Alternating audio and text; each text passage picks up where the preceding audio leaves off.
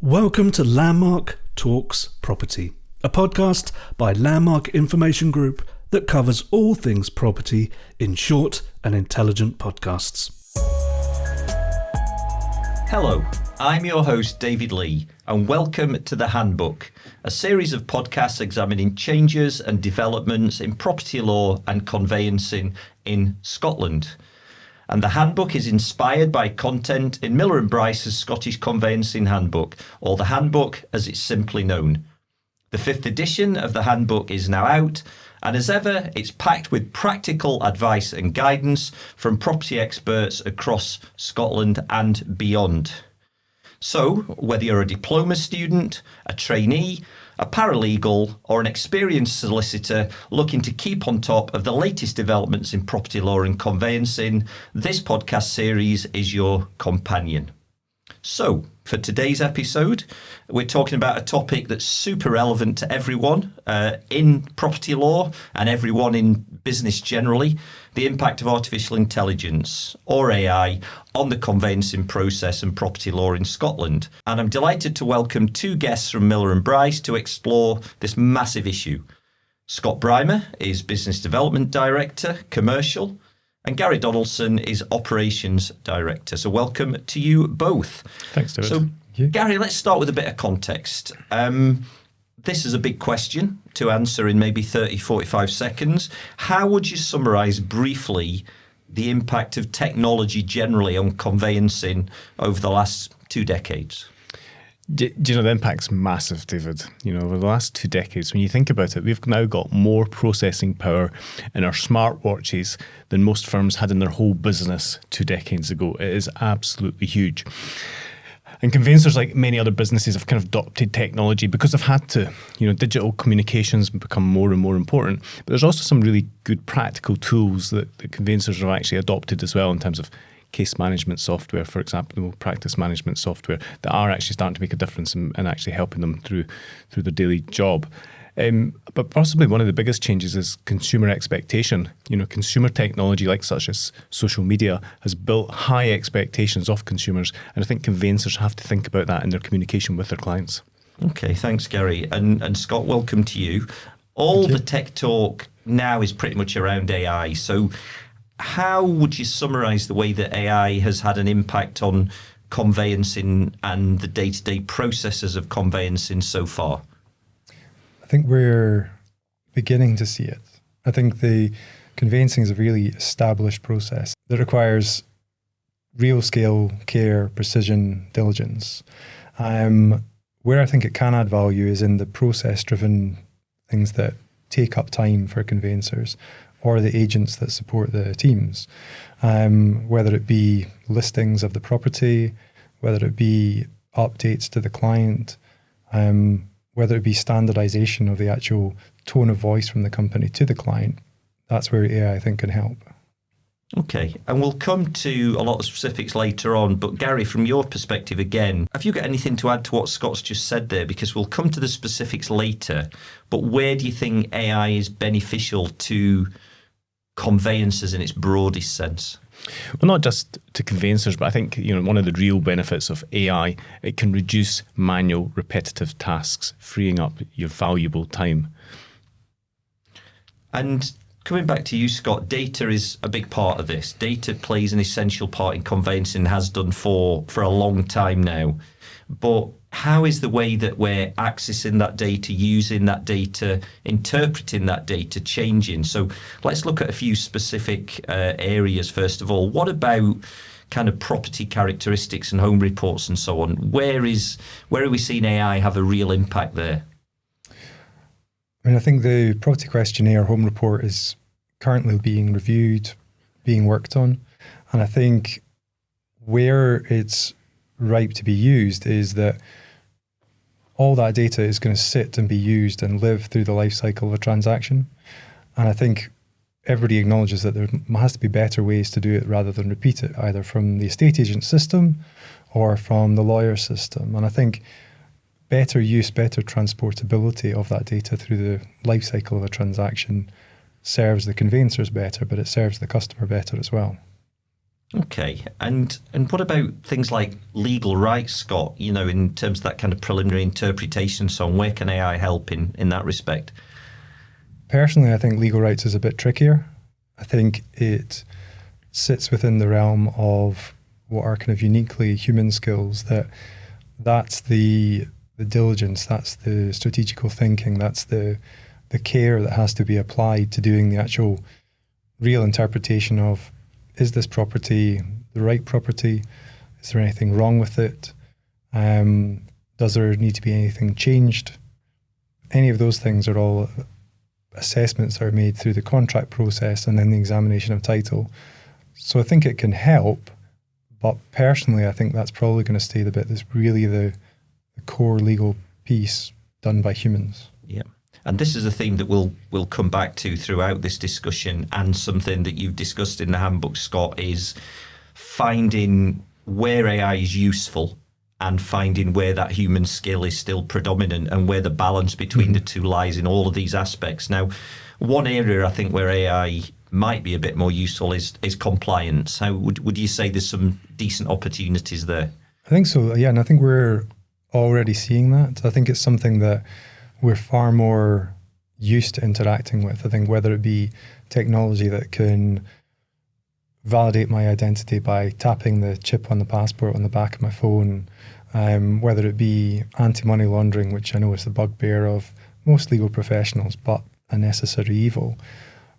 All those compliance elements are things that are going to change.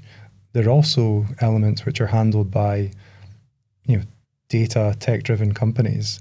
And I think what AI can do is turbocharge their development, which will then see further enhancements of those services to the conveyancers. And what about specific areas of conveyancing in that respect of compliance, Scott? LBTT, validating mortgages and security documents. Can you see a big role there? I think the lenders are working on it from a loans perspective and a mortgage ops point of view. I think that's something that they are trying to drive forward and have been trying to drive forward for the last 5, 6, 7 years. LBTT is kind of almost said in hushed tones with lawyers. It's not something that I don't think anybody necessarily welcomes doing. It's a personal tax to the client. It's a complex, vast piece of legislation. I, for one, when I was in practice, would have welcomed the input, or at least make it easier for the client or the consumer to do it themselves.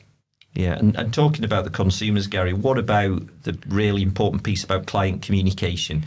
Because obviously it's very easy in a conveyancing transaction or a search, whatever it happens to be, to get bogged down in that endless kind of email tennis or WhatsApp tennis with clients. How can AI help to try and kind of reduce that and allow a focus on the actual transaction? Yeah, it can make a big difference. I think we've seen examples of AI being able to interpret emails to conveyancers and actually understand what the client's actually asking and deliver an answer. And of course, that answer can be delivered without any manual input at any time of the day, which is useful. I think we're seeing more of an adoption of AI chatbots as well. And there is an AI conveyancing chatbot, again, and that allows customers to get a specific answer to a specific question at any point in the day without the conveyancer having to stop working on the conveyance to actually answer that question. Okay, thanks very much. That's really helpful. And finally, just in this little section, Scott, what about the use of AI in document review? Is that somewhere it can be helpful? I think so. I mean, I think certainly what evolved, even in the 10, 12 years I was practicing, was document comparison, document review was always commonplace, but it became far more prevalent because rather than paper versions going to and fro, I was sent a copy of the document with changes made, track changed, and then a clean version on the assumption I would just accept the clean version. And I think that's what you end up with rather than a war of contracts or a battle of the forms. You're kind of just given, here's your documents, and then you've got to compare it. And you would like to assume that nothing would be changed, but we don't live in that way. We're paid to be risk adverse, so you change it. And I think AI can and should help in that way. And I think I'm certainly aware of some elements where that has appeared in practice and is helping to automate it. Okay. And Gary, what about those areas, coming back to this idea of where AI ends and the human begins? at the moment areas of conveyancing and search where AI is not that useful? Can you give us an example there, maybe? Yeah, I mean, absolutely. One of the main data sources we use when we're looking at searches, certainly for older properties that have not been registered in the land register, is the Sazine register. Now, the Sazine register is over 400 years old, and it's not structured, and there's lots of handwritten entries. So we're using AI to try and interpret data from the Sazine register, and we have an innovation team that's working on that proactively at the moment, and we're getting some results. But in terms of asking AI to work out from the Sazine register who owns a specific property or piece of ground, no, absolutely not. We're nowhere near being able to deliver that. And what are the main problems in that respect? Is it the handwriting? Is it the type of language? What is the problem? It's a bit of both of those things. It's about the handwriting, it's about the language, it's about the structure of the data, it's about the terminology that's actually used. It's just we can train AI to actually start to interpret these things, but there's so much of kind of disparity there that we're just not close to that yet. And is part of the challenge there that if you have a human being looking at that document, they will have looked at a lot of those documents before. Exactly. And they will have that kind of human intuition as to what to know, what to look for. They might understand what an indecipherable bit of handwriting actually says. And it is going to be a while before AI can get there, would you say? Yeah, definitely. I mean, we have searchers that look at the Sazine register that have like 47 years of experience of looking at Sazine search sheets. We're nowhere near to replacing that with AI, and never will be. Yeah. Okay. And Scott, what about those who are working in the conveyancing sector who see AI as a threat? What would you say to them? What's the message as to how to treat AI, how to get that balance right? I think, being a solicitor myself, I think we're naturally risk averse. We're trained to look for the what ifs. We're trained to interpret what is not there and provide that advice back to the client. So we are naturally suspicious of these things, of changes, whatever that might be. I think what I would say to them is that there's a lot to be gained from it. I don't think it's going to take away their jobs. I don't think it's going to change it entirely. But what it can do is it can take away the front-loaded effort of repetitive tasks, especially if you are really under pressure on a deal that is settling at the 11th hour. Clients just want updates. You have a chain that's 3, 4, 5, 6 deals long. The last thing you want to be doing is spending all your time doing that manual effort. And I think that's where it can fit in and help. And what about risk? What are the main risks here, Scott, particularly for small firms who might feel a little bit overwhelmed by AI and maybe aren't putting as many guardrails in place as they should? What are the main risks and how can they be mitigated? I think, like we've said, it's in the press constantly with no particular direction as to where it's going to go. And the legal sector in Scotland is it's a time, it's a village. It's kind of, people, you're going to be dealing with them on the other side. And that's a whole range of sizes. And I think smaller firms have to deal with threats in a different way to larger firms, in particular, say, phishing attacks, where that's a sort of spam email from a bad actor trying to say, you click here, do this, take that action for their kind of ill-gotten reasons. And I think the AI could be trained to really improve those emails so it becomes even harder to interpret. And if I don't have the investment in the technology, or I've not done my Law Society CPD, I might not know to look out for it. But it's simple things like that. Okay.